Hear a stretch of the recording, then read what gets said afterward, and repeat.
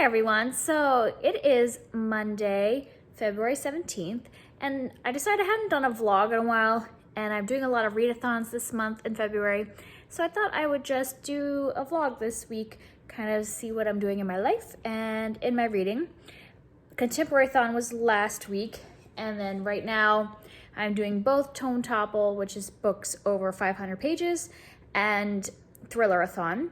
So those are the kind of the things I'm working on this week, though I have a lot of things I'm currently reading that aren't thrillers, so I might put them throughout as well. But right now what I am reading, sorry if I can find it. Okay, what I'm actively reading today is Watch Me Disappear by Janelle Brown. This was the book that was picked for my scratch off. There was two books for my scratch off. This one and it's up here, Origin by Dan Brown. I'm almost done with that. I only have like 15 pages left. But I picked this one up. I had to stop that one for a reason because 15 pages from the end of Dan Brown's Origin, he's about to spoil Of Mice and Men. So I'm actually gonna read Of Mice and Men probably tomorrow to just like be able to finish Origin because I just don't want to be spoiled. Like a character mentions it in like, as they're revealing a plot point, and so I stopped the book really quick and put it down, and I'll finish that. So I picked this one up today to read, and this is oh no, sorry, my cat is trying to eat my ice cream. I got some chocolate fudge ice cream. I'm also like editing my video for tomorrow, but anyways, back to this. Cat, these cats, I don't know why they're like obsessed with my ice cream all of a sudden. Like the other day I had some and they were totally like in it as soon as I finished. But anyways, this book, I'm not like completely loving it. I'm not quite the halfway point. I'm still figuring out how I feel. It feels a little too supernatural for me. Like I kind of want my thrillers to be set in real life and not have a supernatural element. And if it does have, if it does have something supernatural, like I want it to maybe like turn out to be real and it just feels supernatural, but then we find out it's something realistic. But this one just seems like it really is supernatural, and I'm not sure. I don't know. It's about this woman who gone missing, this mom. She's presumed dead. It's a year later, and her daughter starts having visions of her saying like, come find me. And so she thinks her mom is still alive. And so that feels very supernatural to me. And yeah, now we're learning kind of backstory of like what was happening before she disappeared and all that stuff.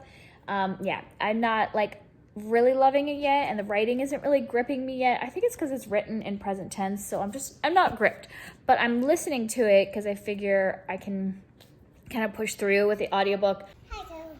No more friends. Here. No. We're going to need to open up to the front page. Help. No. Are you trying to give him something to climb? Oops. Oh, you gotta flip him over. He can't do anything on his back. Well, I let him touch me. I'm not afraid of the stink bugs anymore. There. If he's heading that direction, we need him to get past. Hey, so it's Wednesday, so I wanted to kind of give you an update on my reading.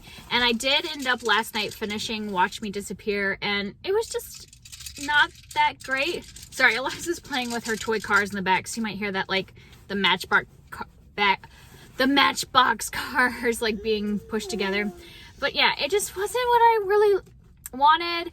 I don't know. When I first like saw this book on Book Outlet, I thought it was gonna be kind of more of a survival story because it's about a mom who goes missing while hiking, but it's not really about the mom and the hiking at all. It's more about a year later, the husband and daughter deciding if she really is dead because she's presumed dead and all that. I don't know. When I talked to you last time, I told you I wasn't sure about like what felt like supernatural elements in this, and you know, like I want to be clear that I don't hate like all possible supernatural elements in thrillers. Like some thrillers do it well. Like The Turn of the Key by Ruth Ware. I really loved that whole is it supernatural, is it not vibe from that book because it added to the atmosphere of this creepy house and being alone in this house and and like what's going on.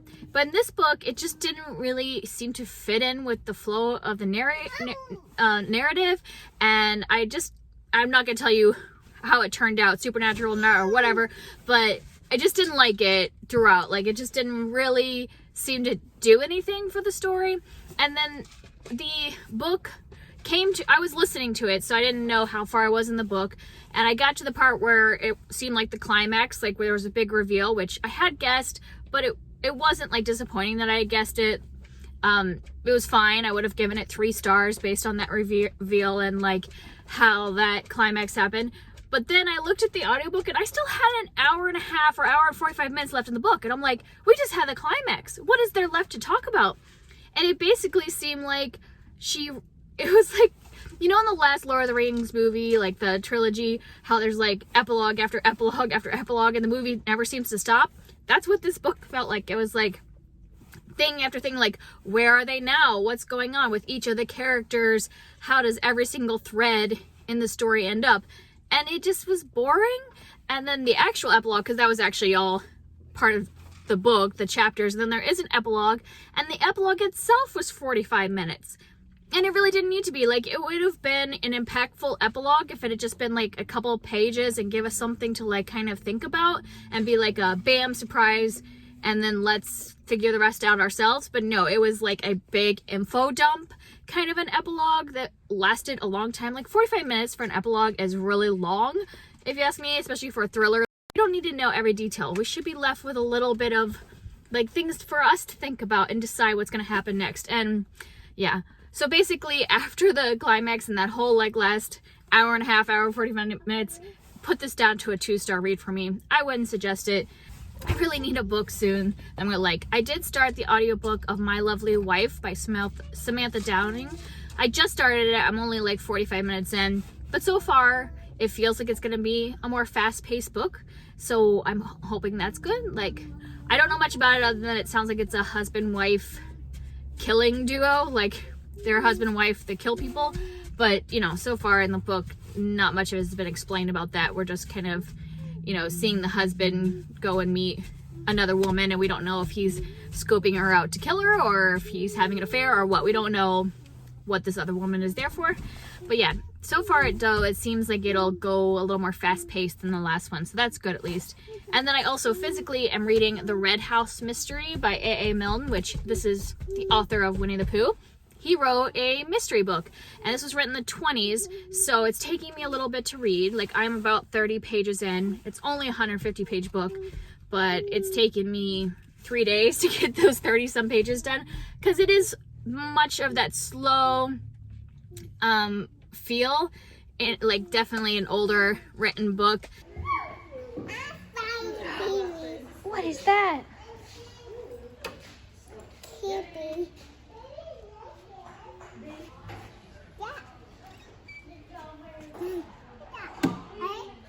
Baby, whoa, look at.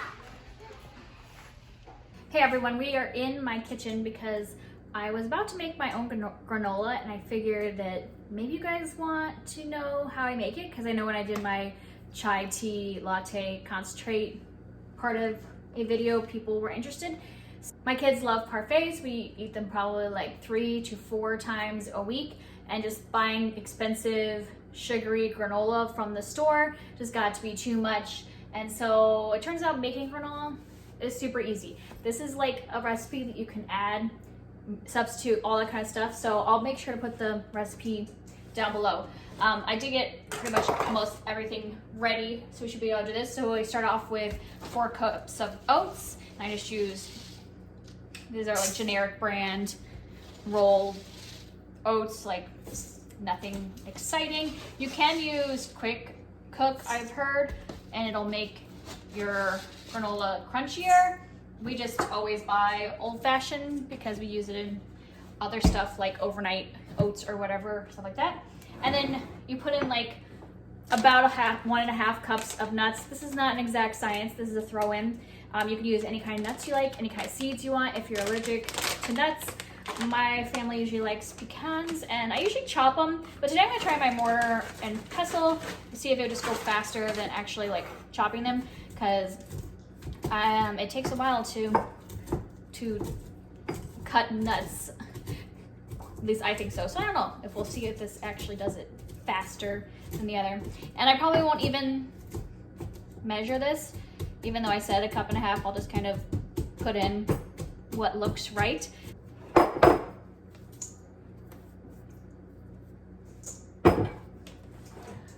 Okay, so that worked. The mortar and pestle actually went a lot faster than it does when I chop them. So I'm gonna try that in the future. And I know I got a teaspoon of so then you put a teaspoon of fine grain salt, and then 1/2 teaspoon of cinnamon,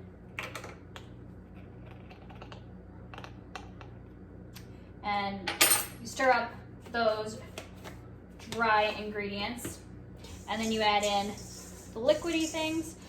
The first is 1/2 cup of coconut oil melted, and just so in case you don't work with coconut oil very often, when it comes in the container, you know, it's really solid, and so in this recipe you melt it first. So I already did that. I'd already melted it, so I'll just put in coconut oil. I think it adds a really nice nutty flavor. Of course, if you're allergic, you can use other types of oils instead, or research what kind of liquidy things to put in. And then the other liquid is maple syrup, which for now I'm just going to use the can, but my husband is actually tapping our trees this week, so by next week I'll be using our maple syrup to make this. So that's exciting, but he is not done. He actually, this is one he did the other day, but he still has to take out the sediment. But yeah, so he's been boiling them, the sap, this week.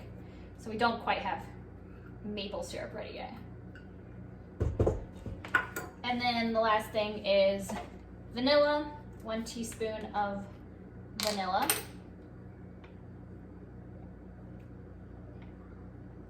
And like I said with the nuts, like you can combine any kind of nuts or seeds. You don't put in any kind of dried fruit or chocolate chips or any of that stuff until after you cook it, because you don't cook those things in with it. So just so you know, anything else that your family likes in granola, add it at the end. So that's it, just mix it up, and then I already have a pan with parchment on it, and you just put it on the parchment, spread it out. I like to use the back of the spatula to get it nice and flat, because you want all the pieces to be touching each other, and because that's how you get kind of the crunchy granola thing, is for them to like all mush together on there. So I don't use a giant pan because I want them to be all close together.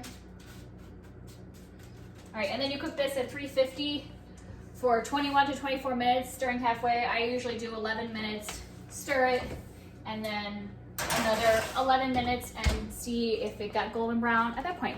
All right, so the granola is out of the oven. As you can see, it's kind of light brown. I use maple syrup instead of honey. That's the other thing you can use, because I found when I did the honey, it burnt more easily, and so I prefer the maple syrup, and I like the flavor too. And so now you just let it sit there and cool for 45 minutes. The longer it cools, the more like it clumps up into chunks.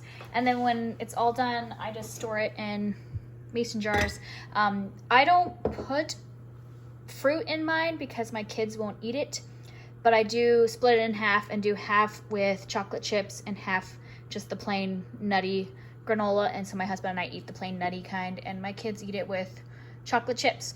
But when it cools is when you put in all those mix-ins. You know, you could do dried apricots or raisins or craisins or whatever, chocolate chips, go crazy, do your thing. All right, guys, so it is Thursday.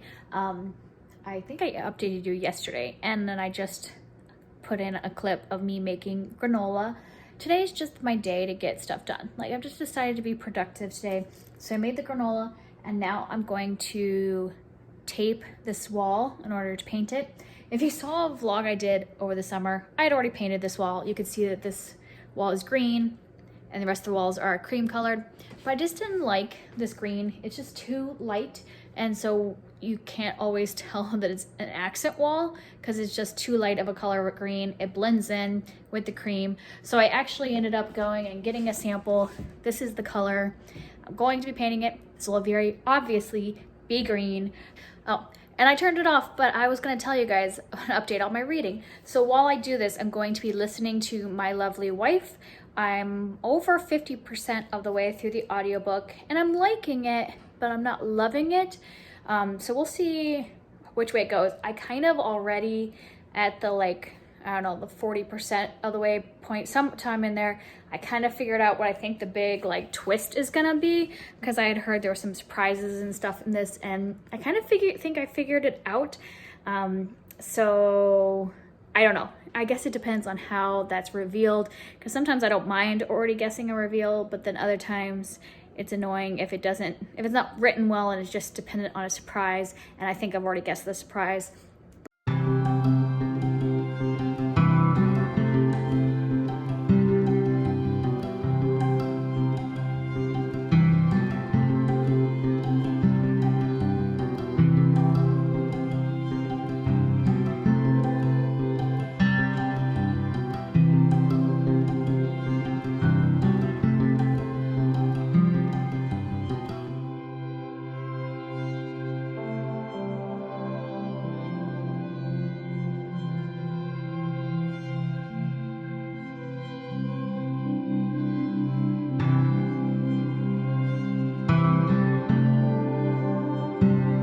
I realized I hadn't done an update for this vlog in a couple days, but that's because this weekend has been really busy. We were at a friend's house all day Saturday and Sunday. Today is Sunday. I need to wrap up this vlog, and I've been doing a lot of stuff, finishing up the painting and organizing and stuff like that. So just haven't had time to update you. So I'm just going to update you on the book I had talked about last time, what I'm currently reading, and then finish it off. So in terms of the thrillers for Thriller-a-thon this week, I'm still reading the Red House Mystery. It's so embarrassing. This is taking me forever. I'm finally at the halfway point. But it's nothing I'm disliking about this book. It's just mostly I've only had time to do audiobooks recently, and so I just haven't sat down and read this. Hopefully today I'll have some time that I can just sit down and finish it, because it's just a cozy mystery. Nothing wrong with it. I just haven't sat down and physically read.